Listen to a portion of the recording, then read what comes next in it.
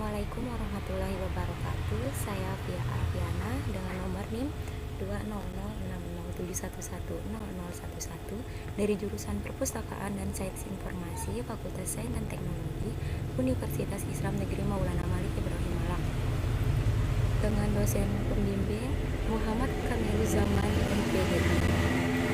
Saya akan menjelaskan mengenai makna dan pokok-pokok pikiran yang terkandung dalam pembukaan Undang-Undang Dasar 1945. Undang-Undang Dasar merupakan hukum dasar yang tertulis dalam kedudukan yang demikian, maka Undang-Undang Dasar merupakan hukum yang menempati kedudukan tertinggi.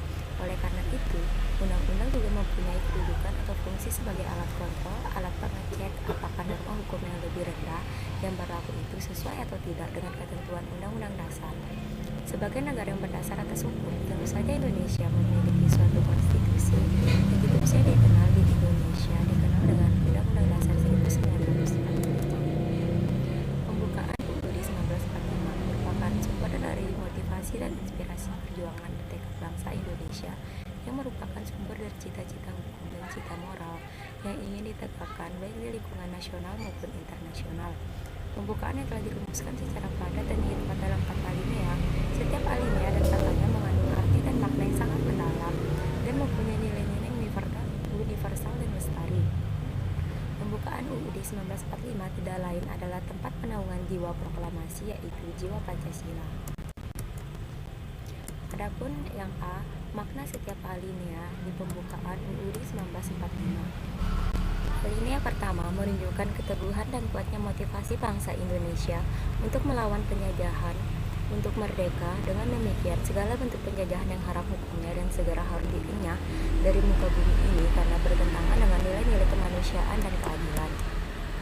Alinea kedua membuktikan adanya penghargaan atas perjuangan bangsa Indonesia selama ini dan menimbulkan kesadaran bahwa keadaan sekarang tidak dapat dipisahkan dengan keadaan kemarin, dan langkah sekarang akan menentukan keadaan yang akan datang.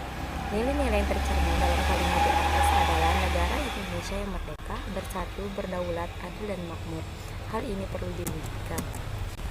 Alinea ketiga menegaskan lagi apa yang menjadi motivasi real dan material bangsa Indonesia untuk menyatakan kemerdekaannya, tetapi juga menjadi keyakinan menjadi spiritualnya bahwa maksud dan tujuannya menyatakan kemerdekaannya atas berkah Allah yang Maha Esa. Dengan demikian, bangsa Indonesia mendambakan kehidupan yang berkesinambungan, kehidupan material dan spiritual, berkeseimbangan dunia dan akhirat. Pada alinea keempat, memiliki makna bahwa dengan rumusan yang panjang dan padat ini, pada alinea keempat pembukaan UUD 1945 ini mempunyai makna bahwa negara Indonesia mempunyai fungsi sekaligus tujuan melindungi bangsa Indonesia dan seluruh tumpah darah Indonesia, memajukan kesejahteraan umum, mencerdaskan kehidupan bangsa, dan ikut melaksanakan ketertiban dunia yang berdasarkan kemerdekaan, perdamaian abadi, dan keadilan sosial. Keharusan adanya Undang-Undang Dasar, adanya asas sosial, keharusan adanya Undang-Undang Dasar, adanya asas politik negara yaitu Republik yang Berdaulat Rakyat, adanya asas kerohanian negara yaitu Pusat Pancasila, ketuhanan yang Maha Esa,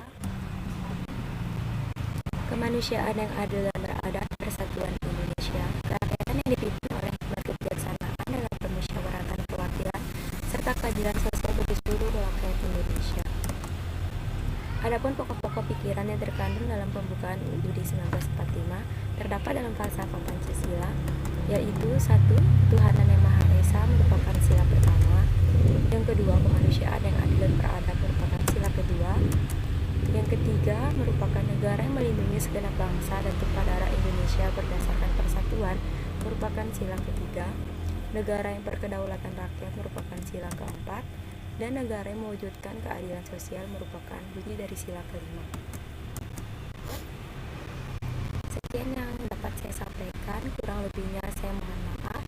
Wabillahi taufiq wal hidayah.